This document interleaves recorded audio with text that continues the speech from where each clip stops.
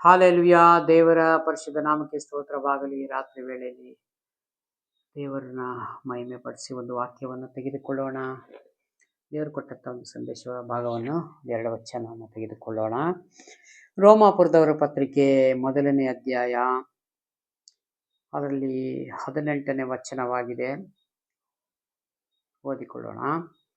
ದುಷ್ಟತನವನ್ನು ನಡೆಸಿ ಸತ್ಯವನ್ನು ಅಣಗಿಸುವರಾದ ಮನುಷ್ಯರು ಎಲ್ಲಾ ವಿಧವಾದ ಭಕ್ತಿಹೀನತೆ ಮೇಲೆಯೂ ದುಷ್ಟತನ ಮೇಲೆಯೂ ದೇವರ ಕೋಪವು ಪರಲೋಕದಿಂದ ತೋರಿ ಬರುತ್ತದೆ. ಹಾಲೆಲುಯಾ. ದೇವರನ್ನ ಬಿಟ್ಟು ನಾವು ಏನು ಮಾಡ್ಲಿಕ್ಕಾಗಲ್ಲ. ಮಾಡಿದರೂ ಸತ ಈ ಲೋಕವನ್ನು ಅನುಸರಿಸಿ ನಡೆಯುವಂಥವ್ರು ದೇವರಿಗೆ ಅವಿಧೇಯರಾಗಿ ನಡೆದಂತೆ ದೇವರ ವಾಕ್ಯ ಸ್ಪಷ್ಟ. ಯಾವಾಗಲೂ ಯಾವ ಕೆಲಸ ನಡೆಸಬೇಕಾದ್ರೆ ದೇವರ ಆಲೋಚನೆ ತೆಗೆದುಕೊಂಡು, ದೇವರೇ ನಾನು ಇಂಥ ಕೆಲಸ ಮಾಡಬೇಕು ಅಂತ ಇದ್ದೇನೆ, ನಿನ್ನ ಆಲೋಚನೆ ತಿಳಿಸಿಕೊಡು ಸ್ವಾಮಿ ಎಂಬುದಾಗಿ ಪ್ರಾರ್ಥನೆ ಮುಖಾಂತರ ಯಾವ ಕೆಲಸ ನಾವು ಮಾಡ್ತೀವೋ, ಓದುತ್ತೀವೋ, ಪ್ರತಿಯೊಂದು ಎನ್ನಿ ಒಂದು ಕೆಲಸಗಳಾಗಿರ್ಬೋದು, ಅದು ದೇವರ ಹಸ್ತದ ಕೆಳಗೆ ಇರುವುದಾದರೆ ಆಶೀರ್ವಾದ ನಿಧಿಯಾಗಿ ಮಾರ್ಪಡ್ತದೆ. ಇಲ್ಲದೆ ಹೋದ್ರೆ ದೇವರ ಕೋಪಕ್ಕೆ ಒಳಗಾಗ್ತೀವಿ ಅಂತ ಸ್ವಾಮಿ ಸ್ಪಷ್ಟವಾಗಿ ಇಲ್ಲಿ ಹೇಳ್ತಾರೆ. ನೋಡಿ, ಹೇಳ್ತದೆ, ದುಷ್ಟತನವನ್ನು ನಡೆಸಿ ಸತ್ಯವನ್ನು ಅಣಗಿಸುವರಾದ ಮನುಷ್ಯರ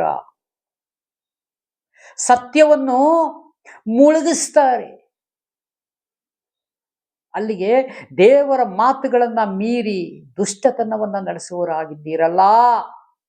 ಹಾಲೆಲೂಯಾ. ಕೆಟ್ಟ ಕೆಲಸಗಳನ್ನು, ಕೆಟ್ಟ ಮಾತುಗಳು, ಕೆಟ್ಟ ಶಬ್ದಗಳನ್ನು, ಬಿಸ್ನೆಸ್ ಅಲ್ಲಿ ಮೋಸ, ಪ್ರತಿ ಒಂದರಲ್ಲೂ ಮೋಸಗಾರಿಕೆ, ಅದು ದೇವರಿಗೆ ಇಷ್ಟ ಇಲ್ಲದ ಮಾತಾಗಿದೆ, ದೇವರ ಇಷ್ಟ ಇಲ್ಲದ ಕೆಲಸವಾಗಿದೆ ಪ್ರಿಯರೇ. ಅದಕ್ಕಾಗಿ ದೇವರನ್ನು ನಾವು ಮುಂದೆ ಇಟ್ಕೊಂಡು ನಡೆಯುವುದಾದರೆ ನೀತಿವಂತರ ಕುಟುಂಬವಾಗಿ ಬದುಕ್ರಿ ಎಂಬುದಾಗಿ ದೇವರು ಹೇಳ್ತಾರೆ ಪ್ರಿಯರೇ.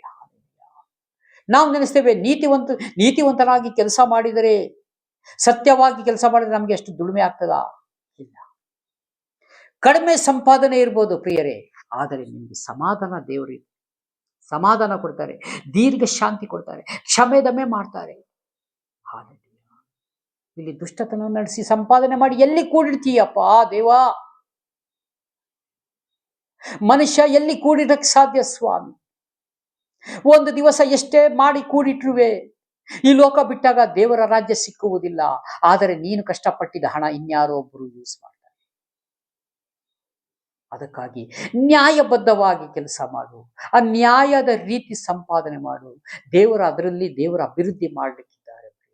ಹಾಲೆಲೂಯಾ. ಯಾಕಂದ್ರೆ 5 ರೊಟ್ಟಿ 2 ಮೀನುಗಳನ್ನ ಆಶೀರ್ವದಿಸಿ ಮಾಡಿ 5,000 ಜನಗಳಿಗೆ ದೇವರು ಹಂಚಿಕೊಟ್ರಲ್ಲ. ಹಾಲೆಲೂಯಾ. ಅದೆಷ್ಟು ಮೀನು, ಎಷ್ಟು ರೊಟ್ಟಿ ಇದ್ದು ಪ್ರಿಯರೇ?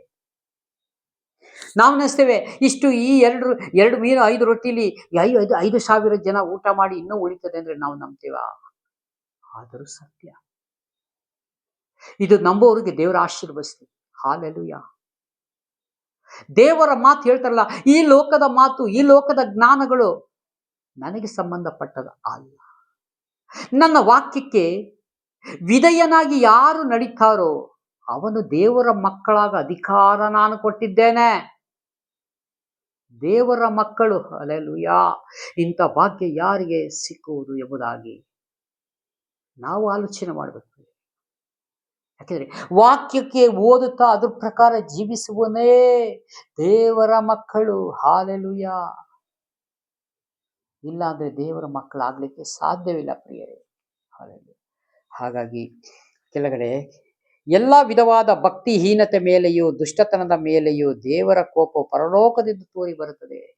ಎಲ್ಲಾ ವಿಧವಾದ ಭಕ್ತಿಹೀನತೆ, ಭಕ್ತಿ ಇಲ್ಲದ ಜನಗಳೇ, ನೀವು ಭಕ್ತಿ ಇಲ್ಲದ ಕೆಲಸಗಳು ಮಾಡುವುದು, ದೇವರಿಗೆ ವಿರೋಧವಾದ ನಡತೆ, ಮಾತುಗಳು, ಶಬ್ದಗಳು, ಕೆಲಸ ಆಗಿರ್ಬೋದು, ಮೋಸದ ವ್ಯಾಪಾರ, ಮೋಸದ ಬಿಸಿನೆಸ್ ಯಾವುದೇ ಇದ್ದರೂ ನಿಮ್ಮ ಮೇಲೆ ನನ್ನ ಕೋಪ ಇದೆ, ದೇವರ ಕೋಪ ನಿಮ್ಮ ಮೇಲೆ ಇದೆ ಅಂತ ದೇವರ ತಾನೇ ಈ ವಾಕ್ಯದ ಮುಖಾಂತರ ನಮಗೆ ತೋರಿಸಿಕೊಡ್ತಾ ಇದ್ದಾರೆ. ನಾವು ದೇವರ ಕೋಪಕ್ಕೆ ಒಳಗಾಗದಂತೆ ಪ್ರತಿ ದಿವಸ ಎಚ್ಚರಿಕೆಯಿಂದ ಪ್ರಾರ್ಥನೆ ಮಾಡಿಕೊಂಡು ನಾವು ಇಲ್ಲಿಂದ ಮನೆಯಿಂದ ಹೊರಡುವಾಗ, ದೇವರೇ ಸ್ವಾಮಿ, ನಿನ್ನ ಹಸ್ತ, ನಿನ್ನ ಕೃಪೆ ನಮ್ಮ ಮಧ್ಯದಲ್ಲಿ, ನಮ್ಮ ಮೇಲೆ ಇರಲಿ. ನಾವು ನಡ್ಕೊಂಡು ಹೋಗ್ತಿರೋ ನಮ್ಮ ಮೇಲಿರಲಿ, ನಾವು ಗಾಡಿಲಿ ಹೋಗ್ಬೇಕಾದ್ರೆ ನಮ್ಮ ಮೇಲಿರಲಿ ಸ್ವಾಮಿ.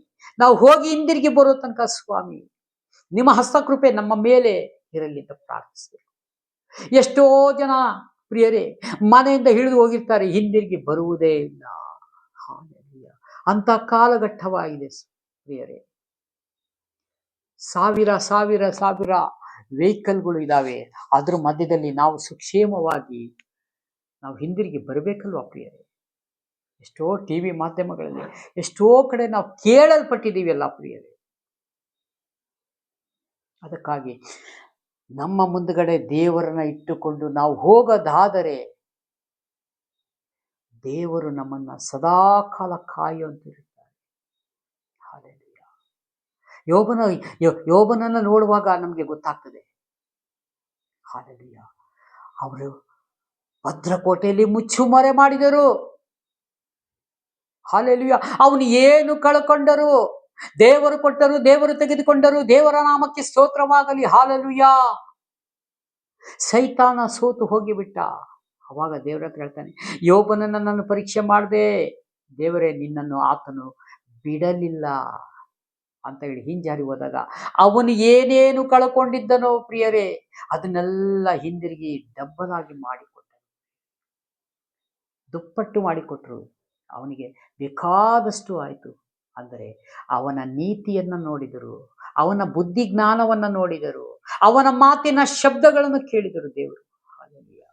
ಇವತ್ತು ಅದೇ ರೀತಿಯಾಗಿ ನಮಗೆ ದೇವರ ಹೆಸರಿನಲ್ಲಿ ನಾವು ಭಕ್ತಿಯಲ್ಲೇ ನಾವು ಬದುಕಬೇಕು. ನಮಗೆ ದೇವರಿಗೆ ಇಷ್ಟವಿಲ್ಲದ ಮಾತಾಗಿರಲಿ, ನಡತೆ ಆಗಿರಲಿ, ಜ್ಞಾನ ಆಗಿರಲಿ, ಬುದ್ಧಿ ಯಾವುದೇ ಇದ್ದರೂ ಯೇಸುವಿನ ಹೆಸರಿನಲ್ಲಿ ನಾವು ಆ ರೀತಿಯಾಗಿ ಜೀವಿಸುವುದಾದರೆ ನಮಗೂ ದೇವರ ಭೂಮಿ ಮೇಲೆ ಸಮೃದ್ಧಿ, ಒಳ್ಳೆ ಅನ್ನಪಾನಗಳನ್ನು ಕೊಟ್ಟು, ನಮಗೆ ಆರೋಗ್ಯವನ್ನು ಕೊಟ್ಟು, ನಮಗೆ ಬಲವನ್ನು ಕೊಟ್ಟು ದೇವರು ನಡೆಸಲಿಕ್ಕಿದ್ದಾರೆ ಪ್ರಿಯ. ಹಾಗಾಗಿ ಈ ಕೊಟ್ಟಂಥ ಸಂದೇಶಕ್ಕಾಗಿ ಸ್ತೋತ್ರ ಮಾಡಿಕೊಂಡು ಚಿಕ್ಕ ಪ್ರಾರ್ಥನೆ ಮಾಡಿ ಮುಕ್ತಾಯ ಮಾಡೋಣ. ಕಣ್ಣು ಮುಚ್ಚಿ ಪ್ರಾರ್ಥನೆ ಮಾಡಿಕೊಳ್ಳೋಣ. ಪ್ರೀತಿ ಸ್ವರೂಪನಾದ ದೇವರೇ ಯೇಸು ಸ್ವಾಮಿ, ನಿಮಗೆ ಮಹಿಮೆ ಆಗಲೇ. ಈ ರಾತ್ರಿ ವೇಳೆಯಲ್ಲಿ ಕೊಟ್ಟಂಥ ಸ್ವಾಮಿ ವಾಕ್ಯ ಸಂದೇಶಕ್ಕಾಗಿ ನೀವು ಮಾತನಾಡೋದಕ್ಕಾಗಿ ಸ್ತೋತ್ರ ದೇವರೇ. ನಾವು ಯಾರೂ ಕರ್ತನೆ ಬಲ ಸ್ವಾಮಿ ಬಲದವರಲ್ಲ ದೇವರೇ, ಬಲಹೀನತೆಯಲ್ಲಿ ನಾವು ಬದುಕ್ತಾ ಇದ್ದೇವಪ್ಪ. ನಮಗೆ ಬುದ್ಧಿ ಜ್ಞಾನ ಎಲ್ಲ ಕಡಿಮೆ ಇದೆ ದೇವರೇ, ಸ್ತೋತ್ರ. ನಿಮಗಿರಂಥ ಜ್ಞಾನ ನಮಗೇನೂ ಇಲ್ಲ ಸ್ವಾಮಿ. ಅದಕ್ಕಾಗಿ ದೇವರೇ ನಮ್ಮನ್ನು ಕರೆದಾತನು ನಂಬಿಕಸ್ಥನಾಗಿದ್ದೀಯಪ್ಪ, ಸ್ತೋತ್ರ. ನಮ್ಮನ್ನು ಕರ್ತನೆ ಭೂಮಿ ಮೇಲೆ ಕರ್ತನೆ ಸ್ವಾಮಿ, ನಿಮ್ಮ ಕರ್ತನೆ ಮಾತಿನ ಮೇಲೆ ನಾವು ಬದುಕಬೇಕು ದೇವರೇ. ಹಾಲೆಲೂಯಾ. ಅದಕ್ಕಾಗಿ ಬೇಕಾಗಿದ್ದ ಸಹಾಯ, ಕೃಪೆ ಎಲ್ಲವನ್ನು ಪರಲೋಕದಿಂದ ನೀನು ಕರ್ತನೆ ನಮಗೆ ದಯಪಾಲಿಸಬೇಕಾಗಿ ನಾನು ಪ್ರಾರ್ಥಿಸ್ತೇನೆ. ತಂದೆಯ ಮಗ ಪವಿತ್ರಾತ್ಮನ ಹೆಸರಿನಲ್ಲಿ ಈ ಪ್ರಾರ್ಥನೆ ಕೇಳುವ ಸ್ತೋತ್ರ. ಯೇಸು ನಾಮದಲ್ಲಿ ಬೇಡಿ ಹೊಂದುತ್ತೇನೆ. ವಿಡಿಯೋ ಮುಖಾಂತರ ನೋಡುತ್ತಾ ಪ್ರತಿಯೊಂದು ಕುಟುಂಬಗಳನ್ನು ನೆನೆಸಿ ನಿಮ್ಮ ಕರೆಗಳಿಸ್ಕೊಳ್ತೀನಿ. ಪ್ರಾರ್ಥನೆ ಕೇಳೋದಕ್ಕಾಗಿ ಸ್ತೋತ್ರ. ಯೇಸು ನಾಮದಲ್ಲಿ ಬೇಡಿ ಹೊಂದುತ್ತೇನೆ, ಜೀವವುಳ್ಳ ಪರಲೋಕದ ತಂದೆ, amen. Praise the Lord. God bless you. ದೇವರೆಲ್ಲರನ್ನು ಆಶೀರ್ವದಿಸಲಿ. ಆಮೆನ್.